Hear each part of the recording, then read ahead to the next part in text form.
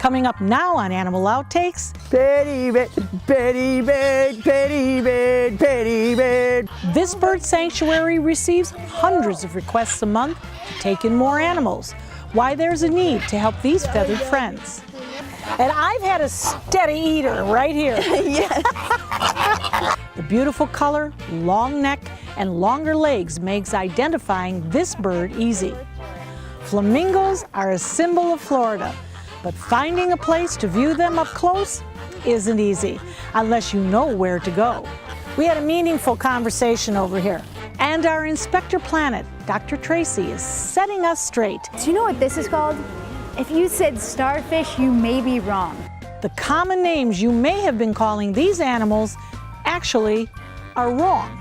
This and much more straight ahead on Animal Outtakes.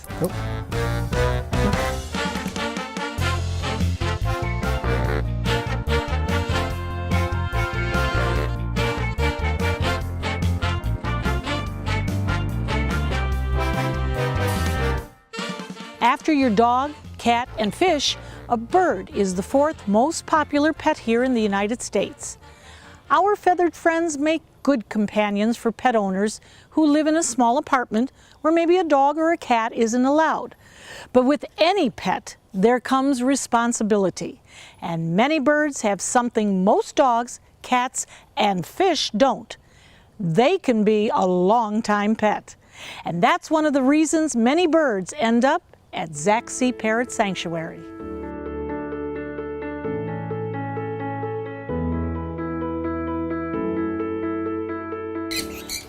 Come on, baby. Hey, Bobby. Hello. Hello. Hundreds of birds live here at Zaxi Parrot Sanctuary. Petty bird. Hi, petty bird. Petty bird. Hello. And each one of them receives love and affection from founder Majid Esmaili. This is almost like white noise Yes. for you. This is like a school teacher. Yeah. Whoa. Whoa. You like to fly? This place is his passion. He hasn't had a day off in more than 10 years and works long 14-hour days. Do you want it on a stick? They want a peanut butter on a stick. Come on, baby. So gentle, Yes. with Hi, such Nick. manners. Just watching him with his feathered friends makes you believe they recognize his dedication. We don't breed because even there is very good money in breeding, but that add to the problem that we try to solve. Many rescue, they breed bird just to make money to pay for the cost, and that's not going to help. So we don't breed any bird here. The other thing is we're not making the facility just to make money. I'm making it so they have fun. I love you. I love you. I love you. You have created an environment for these birds. Why do you do what you do? One of the reasons for the bird is I could not take him to Amazon, to the jungle, so I brought the jungle to my bird. Here in Tampa, Florida. Right in middle of Tampa, Florida, and we have an island here, we call it Zaxi Island. And Zaxi, that's a very unusual name. How did this come about? Zaxi, someone asked me if I name my bird, and they want to put it, they call them Zaxi, and now everything here became Zaxi Bird Sanctuary. We are one of the best in the country. How many birds do you have in residence at the moment? We have hundreds of birds, and we refuse thousands of birds. On average, I refuse 600 birds every month. Every month? Every month. I get hundreds of phone calls. Unfortunately, every bird come here, they need cage, they need aviary, they need food, they need water, they need someone to care for them, clean them, and I cannot have so many of them. No one can save the world. Now, when you talk about all of these birds coming and the 600 a month that you have to reject because you just don't have the room, what does it cost to keep these birds going? One bird, it costs about $3 A day? for one bird. A yes. day? Well, that adds up. Yes, because there is basic costs like food, water, and care, Then there is other costs, like you have to make it for hurricane shelter. You got to get ready for hurricane. They want toys. They chew wood. They need a lot of attention, and that make it very. In order to have a very good sanctuary, you have to have very good backup, or either donation or membership fee, or we ask people to sponsor one of our birds in order to come visit hundreds of them. Now these birds that come here, are they abused? Are they neglected? Are they owner surrender? How do they get here? Very few, the owner want to keep them in a sanctuary because they love their bird, or they had their bird for so long and they become part of the family like a babies. So they want to bring it to the sanctuary to keep it in the sanctuary. But many of the birds, either they've been abused, that no one else wants them. Number two is people, they don't educate themselves before go get a parrot. They don't understand, they make noise and they are destructive. And the other thing is, because many of them, they've been abused, nobody wants them anymore. Anytime nobody wants them, then they bring it to us. And they stay here for the rest of their lives. What we try to do here, as I said, the cost is so much. We try to keep them, but because of the cost, any bird that we can work with and make them back to another home, we tell people, please don't buy any bird and just take them home, one of our birds, because it's impossible for us to care for all the birds. Now this is a cockatoo. This is an umbrella cockatoo. Okay, and what's the life expectancy on a cockatoo? Anywhere about 50 to 70, 80 years old. Oh my goodness. So you would definitely recommend people to do their research before they purchase a bird like this. Yeah, especially cockatoos. They love to be touched. Many women go by them because, and he's talker, good talker. You want some peanut butter? And then what they do is, yeah. Oh, look at that. And then he wants to find somewhere to hold on tight so he can eat his peanut butter. Come on, baby. Is he good? And when he wants his peanut butter, he talk hell. I love you, I love you, I love you, until he get his peanut butter. Is he good?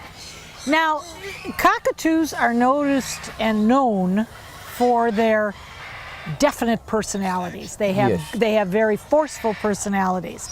So what is his story? He's here for a reason. The reason, the woman had a boyfriend. After about 11 years, had this bird named Snow. And then when she had a boyfriend, the bird saw the boyfriend get all the attention. And he went after the boyfriend. So she had to make a choice. So the boyfriend stayed and he had to go. Yes. Perhaps it should have been the other way around. Yes. Baby, baby, hello, baby, baby, baby, baby, give me a kiss, give me a kiss. Hello, baby. You see, put his... Now these next birds are not known for their vocabulary, but instead for their distinct color and look. Flamingos are common when you think of Florida, but actually seeing some in the wild is not. You're more likely to see a plastic replica in a Florida yard. But at Jungle Gardens, these pink birds are abundant and a must-see attraction.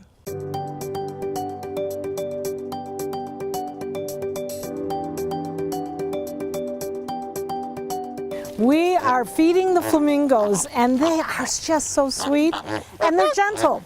But you know, one thing that I've noticed, they're taking it out of my hand beautifully, but when they get down to the last kernels, they can't seem to see them. They're actually searching for them. What's their eyesight like? It's fairly decent. It's about the same as other birds, but they do rely more so on smell and being able to feel the food. And we've got one who wants to feel completely over here. Now, how do you tell the difference between the male and the female? So the males are going to be a little bit larger than the females. They're going to be taller and just overall larger, and the females are smaller. So this one right here is a female, while these here are males. So that's the easiest way to tell. Those of us who have been coming to Florida or living in Florida for so very long, we're used to seeing pink flamingos. Now these are almost a salmon color. Is there a reason for this coloring? So they're actually pink because of the beta carotene found in their diet. So this diet that we're feeding them has that beta carotene that lets them turn pink. So when they're born, they're actually gray, and then their food determines their color of pink. So when you speak of food, what are we feeding here? So this is a specially formulated diet from Missouri for flamingos. So it's special food to make sure that it has all the nutrients and things that they need to be healthy. So how many times do they get fed here at Jungle Gardens? We feed them twice a day, though guests can feed them throughout the day from our feeders. Do any of them have a weight problem? No, not really. They seem to all hold their figure pretty well. Now, we have been here so many times at beautiful Jungle Gardens in Sarasota, Florida, and I swear we're seeing the same flamingos. Is that possible? So some of these flamingos are older than you might think they could be, and we do have 24 of them who have been here for a while. And of course we have had flamingos in the park for almost the whole time the park has been in existence. What is their life expectancy? I believe it's up to about 20 years old. That's why we've seen them before. And the interesting thing is they don't want to seem to leave. No, so the only time that they would want to fly away is if they were getting away from predators, looking for socialization, or looking for food. And they don't have to worry about any of those things here. Many, many, many years ago, you saw flamingos everywhere in Florida. Now we're seeing it appears less and less. What is the reason? So there is a concern about habitat destruction, and a lot of the places where they live are not there anymore. So you can find them sometimes in the Everglades, but it's getting more rare to actually find them. So you would say this is the biggest family of flamingos that we have up in the Suncoast area?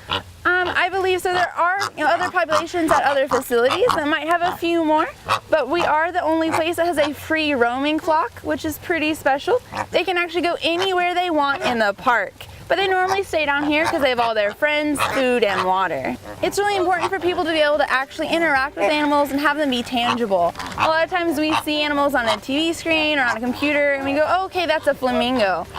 But to be able to actually come down here and not only see them but hand feed them lets you have an actual connection and interaction with these animals. So it makes the wildlife, come to life in a sense. Absolutely. Much better than a computer screen. Sarasota Jungle Gardens has been a tourist attraction for nearly 80 years, and being able to hand feed the free-roaming flamingos remains one of the park's most popular attractions. It's a fish that isn't a fish. Well, you've probably been saying its name wrong your entire life. I know I have. Inspector Planet is up next. Do you know what this is called?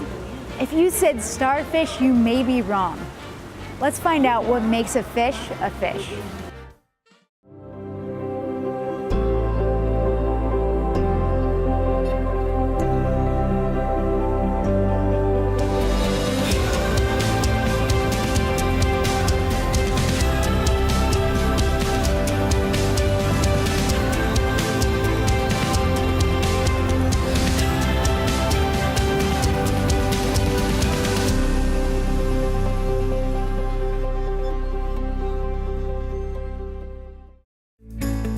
Every dog deserves a lifelong loving home.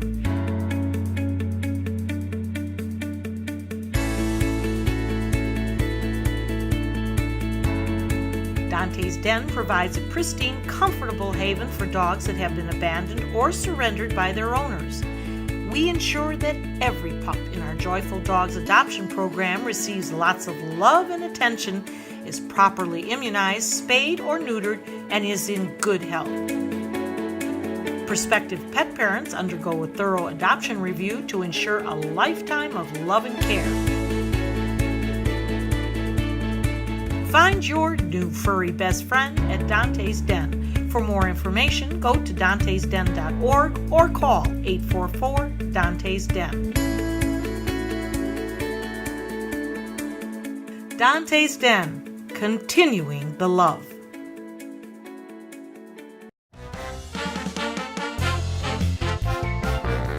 Science is everywhere and it's all around us. It's observing the world, forming questions, and the willingness to find the answers. It's something our Inspector Planet does every day, and you can too. Hi, my name is Dr. Tracy Fanara. I'm an environmental engineer, which means that I use different scientific disciplines to protect the environment, humans, and wildlife. At Mote Marine Laboratory, I answer questions with investigation and myth busting.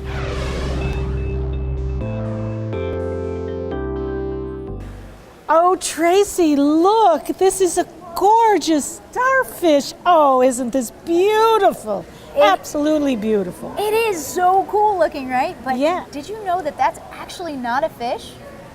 You call it a starfish. I know, and that's a little bit of a misnomer. Well, when is a fish a fish? It's a great question. What makes a fish a fish?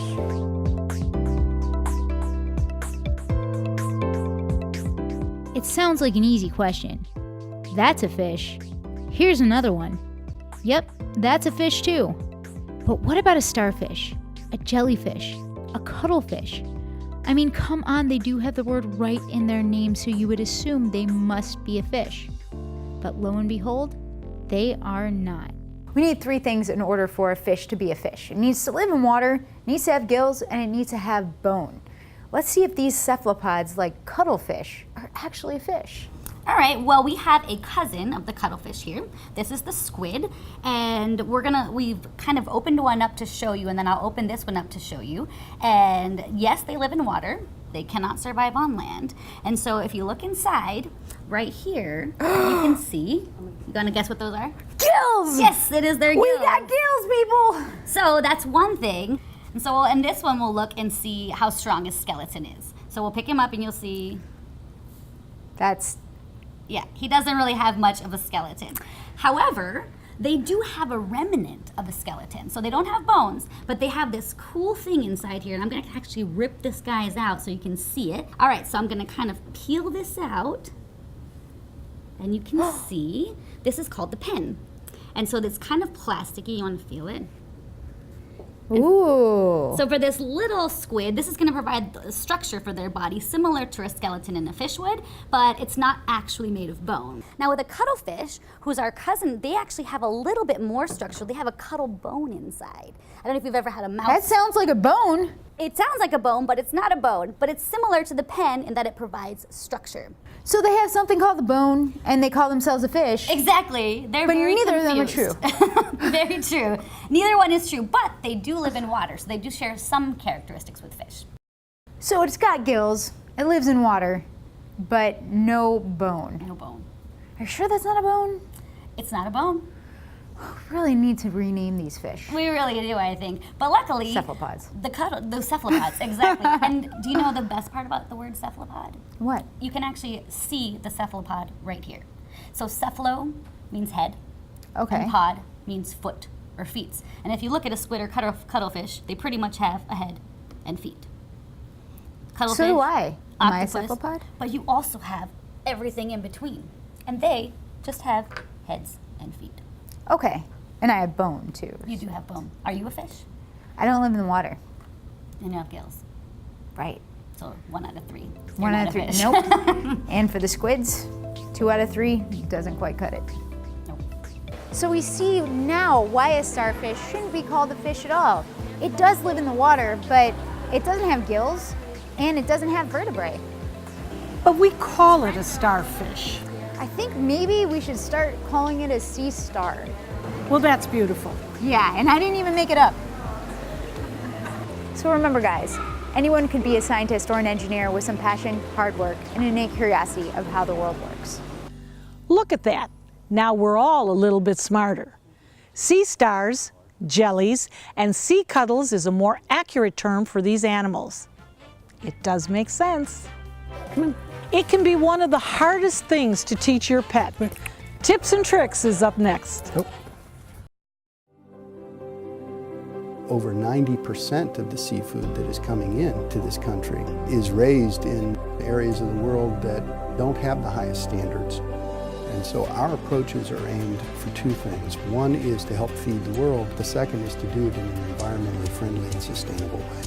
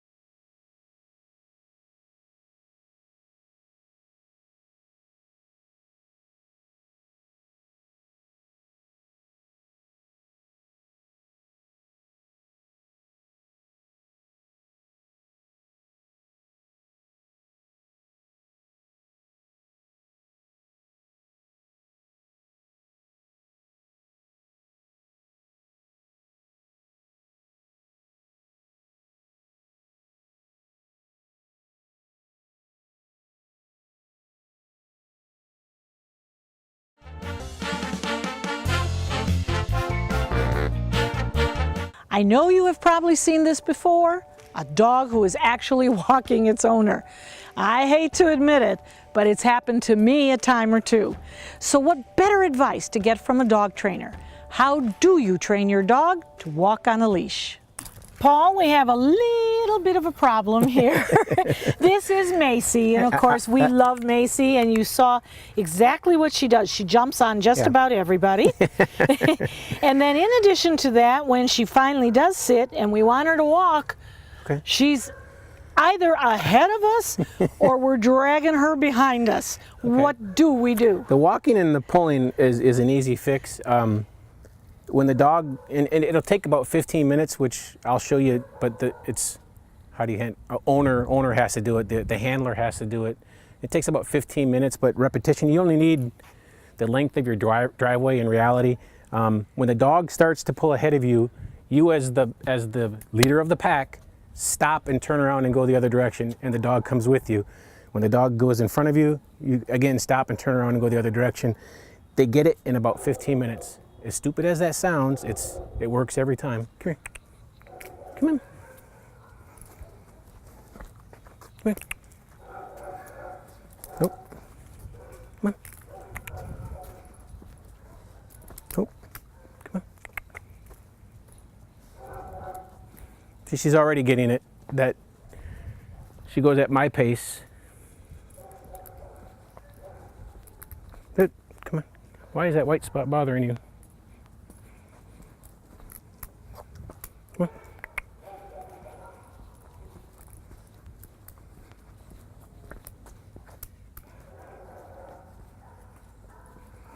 See, and you can see, oh no, you can see that I'm already relaxing the chain, the leash, the collar is already relaxing. She's getting the hang of it. Come on, come here, come on, babe. Gotta slow my walk down and come on.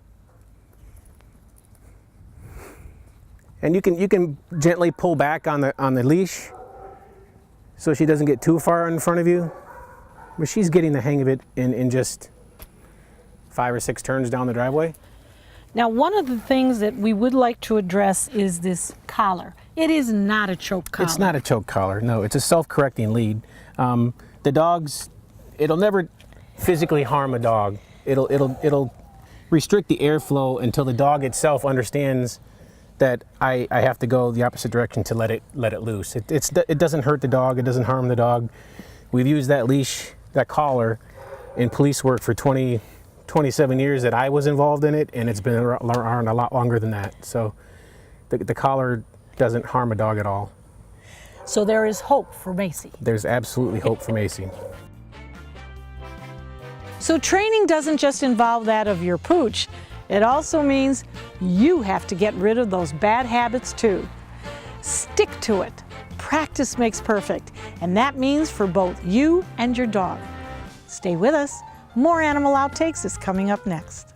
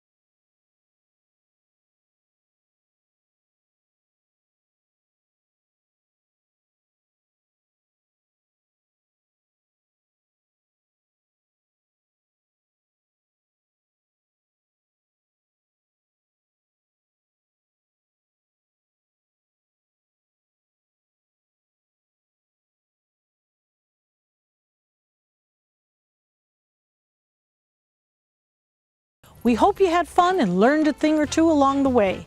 We'll be back here again next week with even more animals and some wild adventures. Until then, thanks for watching. Oh. No, not if you have it, because what he's going to do is he's going to put peanut butter all over you. They always get my hair. Don't put your head back, because he's falling. Hi. Hi, you want to go to, you want peanut butter? You want the woman. You want Just the camera? wants woman. No, You want the woman. camera? It's a woman eyes there. Hi. You want to come on your shoulder? You want to say Good nail. She doesn't like your nail. okay? No, I'm talking. Okay. He's not happy? The zipper? Boop. That's okay. Maybe not.